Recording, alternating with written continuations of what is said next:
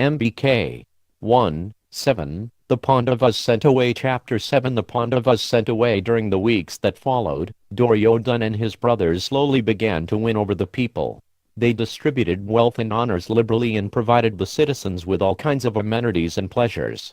At the same time, Dhritarashtra's ministers spoke continuously in the court about Vāranavata, as they had been instructed by the king. The Pandavas heard them describe the city's attractions. The festival of Pashupata is starting soon. The procession has no equal anywhere in the world. The decorations, gems, jewels and entertainments delight the heart. The young princes were attracted. When Dhritarashtra saw that their curiosity had been aroused, he said, "I have been hearing a lot about Vāranavata of late. It occurred to me that you boys would derive much pleasure from visiting that city. Why not make a state visit? Bestow charity on the people and take your leisure.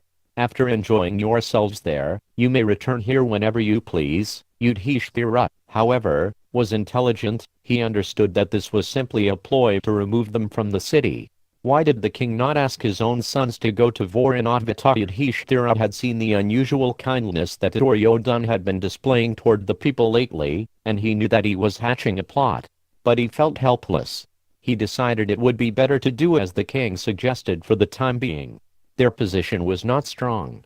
The Pandavas had few friends or supporters, and the king's sons were constantly inclined to harm them in any way they could. Perhaps a time away from Hastinapura would help. A date was set for the Pandavas' departure. Duryodhana was overjoyed that the Pandavas had agreed to go, and immediately began to make plans. He summoned his confidential counselor, Purachana. Taking him by the hand, the prince said, "This world and all its wealth is as much yours as it is mine. You should act so it will be protected. You are my most trustworthy supporter. I am completely dependent on you. Listen as I tell you what must be done, and done secretly. Do not repeat to anyone what I shall now say to you." Duryodhana asked Purachana to go at once to Vāranavata. Using skilled and trusted artisans, he should construct a spacious mansion for the Pandavas. It should be elegant and full of rich furnishings, but it should be made entirely of flammable materials. Mix ghee and oil with earth and a large quantity of lac.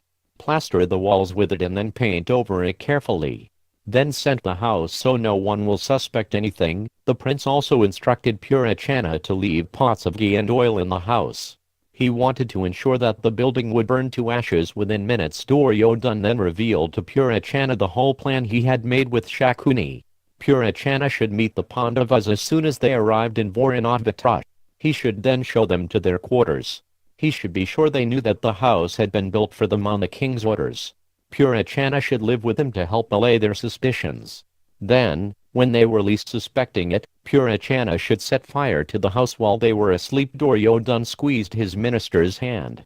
"Everything depends upon you, Purachana. Know that I shall reward you with unlimited wealth if you do me this favor.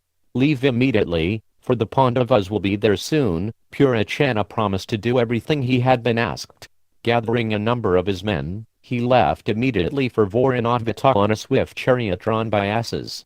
They began work on the house the moment they arrived. On the day of their departure, the Pandavas went before their elders and bowed down in respect.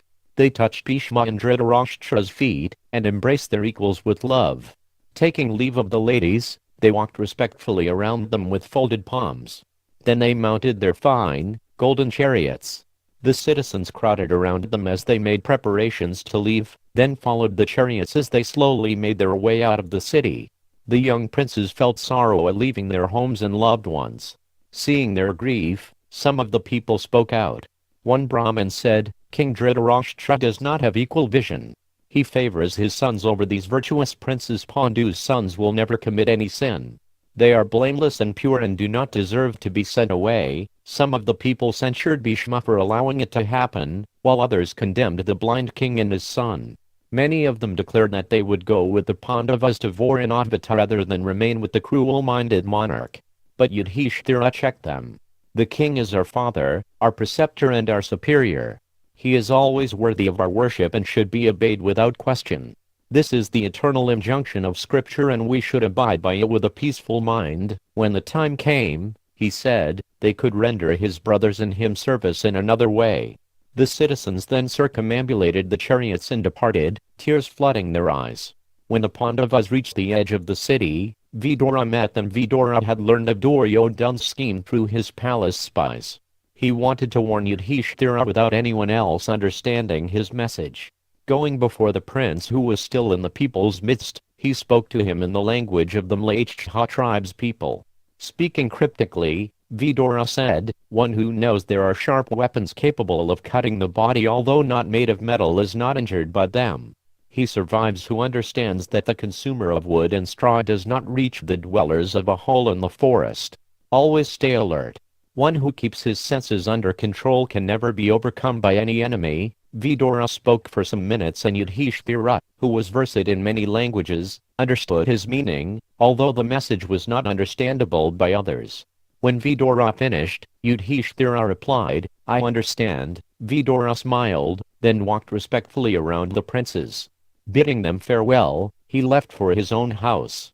On the road to Varanavata, Kunti asked Yudhishthira what Vidura had said. Yudhishthira replied that Vidura had told him that their house in Varanavata would be burned down. He had also told the prince that the means of escape would be revealed to him. The learned Vidura then said that he who is self-controlled wins the sovereignty of the earth. When the citizens of Varanavata heard that the famous Pandava brothers were approaching their city, they came out in the thousands to greet the princes. The people saw Yudhishthira leading his brothers, like Indra leading the celestials. They worshipped and welcomed the princes and led them into their city to the accompaniment of trumpets, drums and conchals. Cheers filled the air as the brothers proceeded slowly along the road. Reaching the city's main concourse, they got down from their chariots and went first to meet the Brahmins. Then they met with the city officials, then the warriors, the tradespeople and finally the workers and servant classes. After the greetings were over, the Pandavas were received as guests of one of the city's chief officials. Remembering Vidura's warning and unsure of what to expect, they remained there for 10 days. Then Purachana told them that their own residence was ready. He personally led the princes and Kunti to the house he had named the Blessed Dwelling. As they entered the house, Yudhishthira said quietly to Bhima, "From the odors I detect here it is evident that this house has been made of lac and other materials soaked in ghee and oil. Without doubt Purachana intends to burn us to death in this place. It is just as Vidura told me. Duryodhana has obviously entrusted Purachana with the job of killing us." Bhima replied, "Then why should we live in this death trap? Let us return to where we have already been staying." Yudhishthira did not think Bhima's idea to be a wise one. If we let Purachana realize we suspect him, then he may try anything in order to kill us. Obviously he is without scruples and is determined to do the will of the ruthless Duryodhana. We should not give him any indication that we are aware of his wicked intentions. When Purachana left, the brothers spoke openly together. Yudhishthira said they should dig a tunnel under the house in order to escape when the time came. That was what Vidura had instructed. Bhima and Arjuna wondered why they should live in fear of Duryodhana. Why not challenge him outright? Bhima was especially angry, remembering the times when Duryodhana had tried to poison him. He slapped his biceps and said menacingly, "Just order me, dear brother, and I shall immediately crush the Kauravas with my bare hands." "No," Yudhishthira said, "their position was in no way equal to that of their cousins. They are 100 and we are 5. They have rank, power, friends, allies and wealth. Dhritarashtra will never abandon his sons, and Bhishma and Drona will always stand by the king. We cannot challenge the Kaurus directly." The twins suggested that they immediately fly from Varanavata. Yudhishthira again disagreed. "Once he knows we are running in fear, Duryodhana will use spies and agents to find us and kill us by any devious means." Yudhishthira decided that their best hope lay in living in the lac house seemingly unaware of the danger. Remaining constantly alert, they should prepare an escape tunnel under the house. They should also spend their days hunting in the woods and looking for a route that would take them away from the city. When Purachana set light to the house, they could escape without anyone knowing. Duryodhana would think them dead and would not then pursue them. His brothers agreed. They then searched the house for a place to dig the tunnel. As they were looking, a man came to the house and introduced himself as a friend of Vidura. He told Yudhishthira that he was a skilled miner and had been sent there by Vidura, who had informed him that on a new moon night, Purachana planned to set light to the door of their house. Yudhishthira looked at the man carefully. Was this yet another of Duryodhana's deceits? The miner reassured him by mentioning the incident when Vidura had spoken to him in the Mlachha dialect. Yudhishthira then welcomed him warmly and replied, "We are ever protected by the virtuous Vidura. It is our good fortune that you have come here. The wicked and sinful Duryodhana has had this house constructed from all sorts of flammable materials. In command of wealth and allies, he pursues us relentlessly." The miner said he would begin construction of a subterranean passage immediately. He began to dig from the center of the house and covered the hole with planks and a large rug. As the miner worked, the Pandavas spent their days wandering in the surrounding woods. They soon ascertained a route leading away from Varanavata through the forest. While living in the house, the brothers gave to Purachana the appearance of being peaceful and happy so as not to arouse his suspicions, but at night they slept with their arms at the ready, one of them always remaining alert in case Purachana made an unexpected move. No one but the miner knew of their plans. A full year passed in this way. Purachana was satisfied, thinking the Pandavas unaware of his intentions. When Yudhishthira saw that the minister suspected nothing and trusted them completely, he said to his brothers, "Let us preempt Purachana before he can enact his plan. I think we should ourselves set light to the house and make our escape." The tunnel was complete. Yudhishthira considered that their best hope lay in deceiving Duryodhana into thinking his plan had succeeded. That would allow the brothers to escape without being pursued. They would then have time to consider their next move. After discussing all the angles, the brothers decided that they would set fire to the house the next night. The following day a festival was being celebrated in Varanavata. Kunti distributed food and wealth to the Brahmins, and many poor people came to the Pandavas' mansion to beg charity. By the arrangement of Providence, an Nishada tribeswoman also arrived with her 5 sons. The servants Kunti had placed in charge of distributing the food sat the woman and her sons down, then brought them food and a large quantity of wine. Gradually they became drunk and fell asleep where they had been eating. The servants, unable to rouse them, decided to leave them there for the night, although the Pandavas were unaware of this. Outside as night fell, a storm blew up. The Pandavas sat together in their room waiting until they were sure that Purachana, who occupied the room by the door of the house, was asleep. Yudhishthira then instructed Bhima to set the house on fire. Bhima then took a torch and lit the door and several other places, as his brothers and Kunti made their way along the tunnel. He followed them quickly, and in moments the whole house was ablaze. Hearing the roar of the fire, the citizens of Varanavata all came out and saw with horror the blazing mansion. They were aware of the rivalry between Duryodhana and the Pandavas and they immediately guessed what had happened. "This is undoubtedly Duryodhana's doing," they said. "He has employed his evil minister to destroy the innocent and unsuspecting sons of Pandu. Fie upon that wicked man, whose understanding is so crooked." The bewailing people of the city surrounded the burning mansion and remained through the night.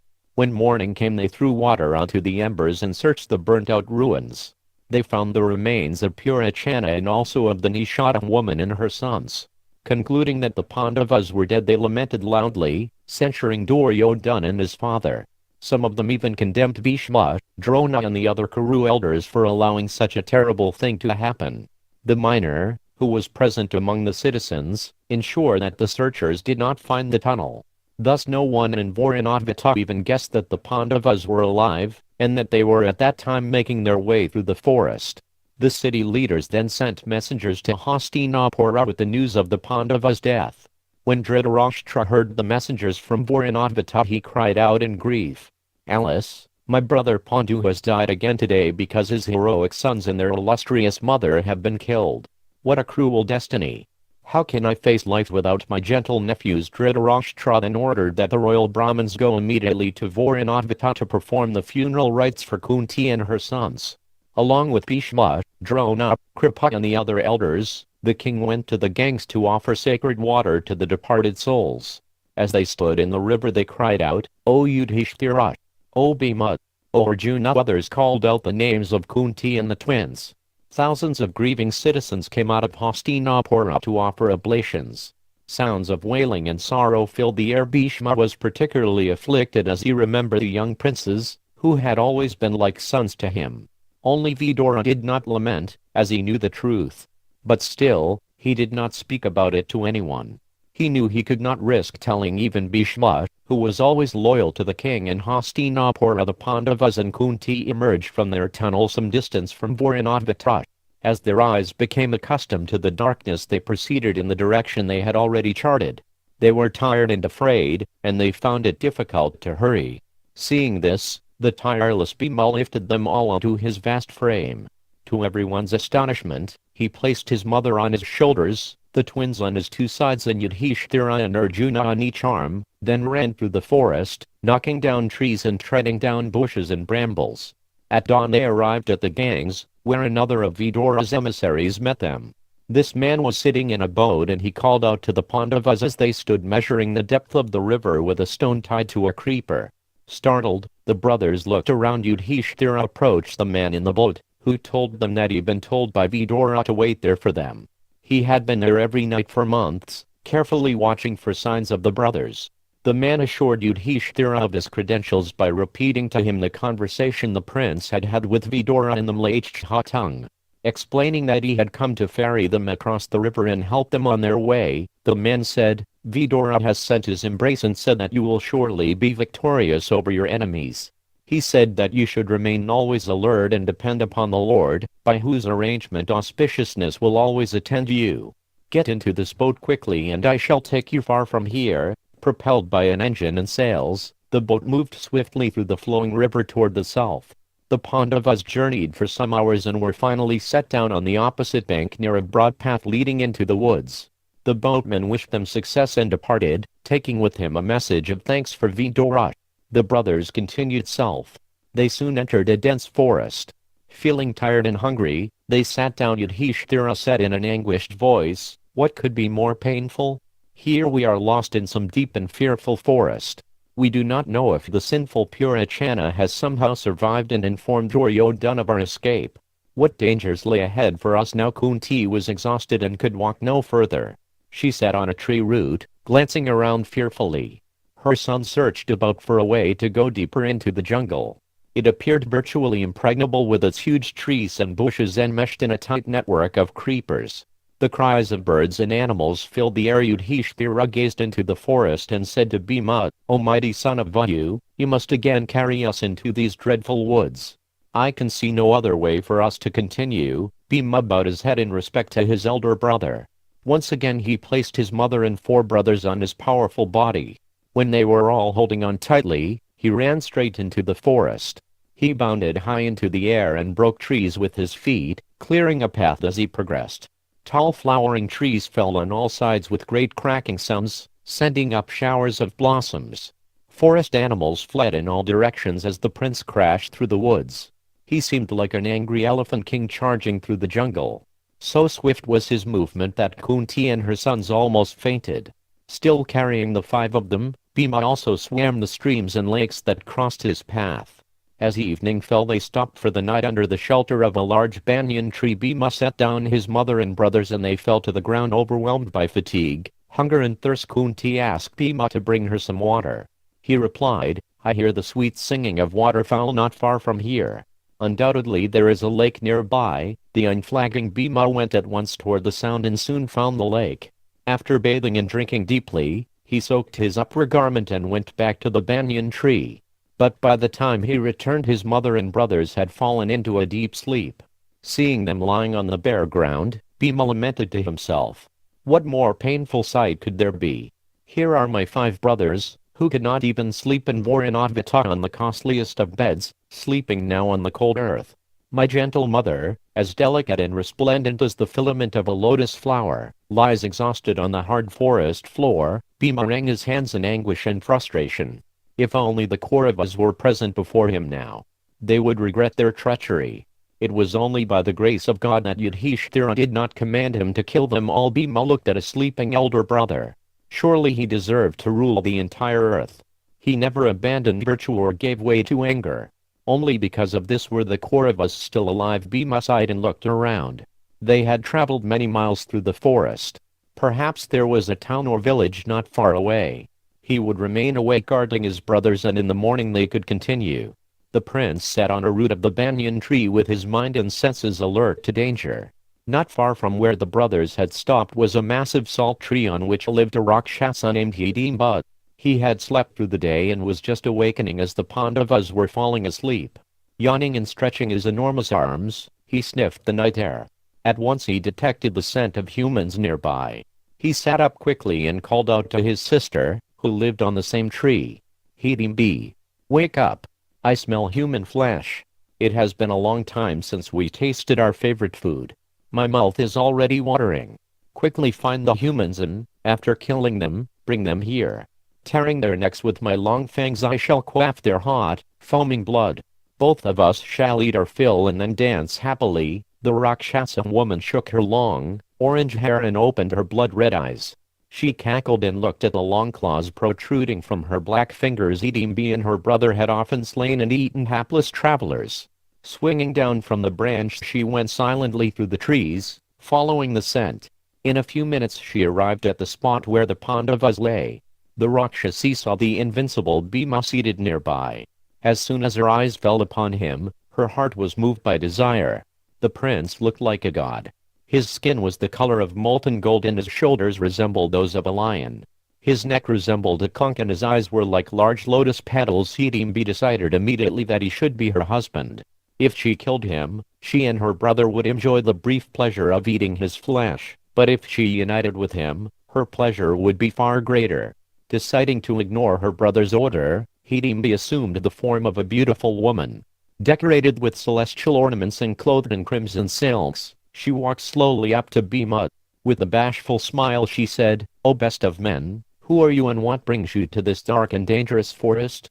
Who are these godlike men laying on the ground, and who is that woman of transcendent beauty lying with them?" Bhima looked at her in surprise. Was she the forest deity? What was such a beautiful woman doing alone at night in such a place? He listened carefully as Hidimbi continued. "This forest belongs to my brother Hidimba, a powerful man-eating Rakshasa. With the intention of eating your flesh he sent me here to kill you." She raised her hand as Bhima suddenly stood up. "Do not fear. I have been smitten with desire upon seeing you, who are as handsome as a god. Please accept me as your wife, for I am being victimized by Cupid's shafts." Hidimbi told Bhima that she would save him from her brother. She would carry him through the sky and far away from Hidimba. Then they could enjoy together in a celestial mountain region. Bhima sat down again. He shook his head. "O Rakshasi, how do you expect me to abandon my sleeping mother and brothers simply to gratify my lust?" Hidimbi looked down at the sleeping Pandavas and Kunti. "Wake them up. I shall carry you all away from this place." Bhima shook his head again. "I shall not wake my mother and brothers out of fear of any Rakshasa. There is no Rakshasa, Yaksha or Gandharva able to withstand my strength. O beautifully shaped lady, you may stay or go as you please. Or if you like you may send your man-eating brother to me." As they were speaking together, Hidimba was becoming impatient. Where was his foolish sister? Why had she not returned? The Rakshasa jumped down from his tree and moved toward the humans. Hidimbi sensed her brother's approach and she became alarmed. She pleaded with Bhima, "Please do not argue with me. My brother is coming. Do not hurry here and become his meal. Wake up the others and allow me to rescue all of you." Bhima simply smiled. "This cannibal presents no problem to me. Indeed, I shall kill him here before your eyes. Do not consider me an ordinary human being. My 2 arms are like the trunks of mighty elephants and my thighs resemble iron clubs. My prowess is no less than Indra himself. I fear nothing." Hidimbi was still doubtful. She had seen the Rakshasa giants prove their superiority over men on many occasions. They were more on a level with the celestials than with humans. It was a rare human who could overpower a Rakshasa. Bhima looked over Hidimbi's shoulder and saw her brother approaching. He was as dark as a rain cloud and he had hideous features. His ears were shaped like arrows and the shock of red hair on his head stood erect. His powerful body, clad in a loincloth, was covered in wiry red hair. The Rakshasa was as tall as a tree and had broad shoulders. His arms, thick like tree trunks, reached down to his knees. His huge mouth was open, revealing rows of fearful fangs. He opened his crimson eyes in surprise as he saw his sister standing in a human form next to Bhima. Seeing her so beautifully bedecked with celestial ornaments, Hidimba immediately understood that she had become lustful toward the human. He spoke angrily. Who is so foolish as to create obstacles for me when I am hungry? O sister, have you become so senseless that you do not fear my anger? Fie upon you, O unchaste woman! Simply out of lust you are ready to do me an injury and sacrifice the very honor of a race. I shall kill you along with these humans. Pressing his teeth together, Hidimba entered his sister with his arms raised. Bhima stood up at once and stepped forward. His voice boomed out. Stop! How dare you awaken my peacefully sleeping brothers? Nor should you attack this innocent woman. O wicked-minded one, your sister is not in control of herself. She has been brought under Cupid's control. Therefore, she should not be punished. Bhima smiled scornfully at the cannibal. Challenging him to a fight, the prince said, Today you shall reach the land of the dead. I will pound your head to pieces. Your sister shall see me drag your mountain-like frame even as a lion drags an elephant. Hawks, vultures and jackals will then gleefully tear apart your corpse. Today this forest shall be rendered safe for all travelers. Hidimba flared up. He laughed at the human's impudence. Advancing toward Bhima, the cannibal screamed, What use is this boasting? First accomplish all this and then speak. You think yourself strong, but you shall learn the truth today. For now your brothers may sleep peacefully. First I shall kill you, O foul-mouthed one.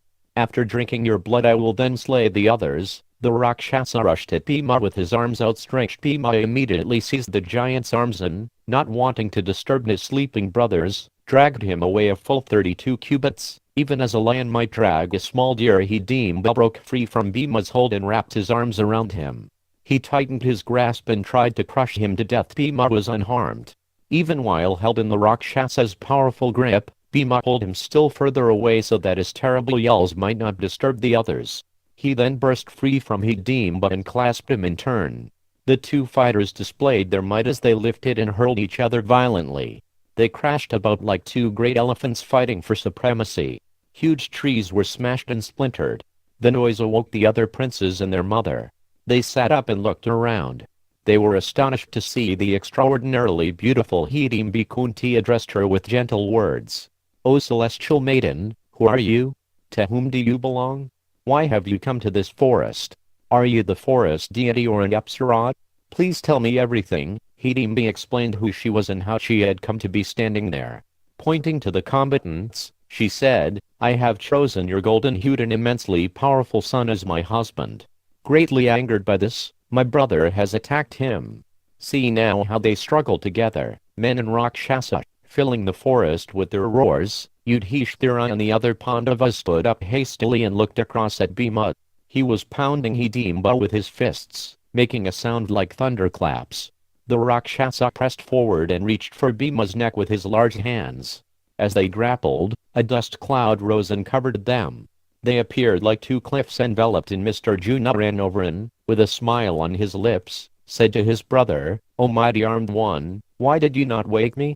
I can see that you are growing tired fighting this terrible Rakshasa. Rest now and I shall kill him. Nakula and Sahadev will protect our mother. Arjuna was taunting his brother only to incite his anger, and his words had the desired effect. Bhima blazed up with fury and replied, You need only be a spectator, dear brother. Have no fear. Now that this evil cannibal has entered my clutches he shall not escape with his life. Arjuna urged Bhima to make haste. Twilight was approaching and the Rakshasa's strength would be doubled. Bhima should kill him at once before he was able to use mystic powers and illusions to fight. Bhima summoned his father Vayu's latent power. With a roar he lifted the Rakshasa above his head. Whirling him around, Bhima said, O cannibal, you have led a life of sin. Your existence has been in vain. Therefore you deserve an unholy death. Now I shall slay you like the beast you are, thereby freeing this forest from its thorny plant. Bhima whirled the Rakshasa 100 times and dashed him to the ground. Hidimba let out a terrible roar which reverberated around the forest like a massive drum. Now Hidimba was only semi-conscious. Bhima lifted him again and, by smashing him onto the trunk of a large salt tree, broke his back in two. He then stood up and smiled at his brothers, who by then had gathered around him. They embraced him and, looking at the lifeless form of the giant Rakshasa, congratulated him for his incredible feat.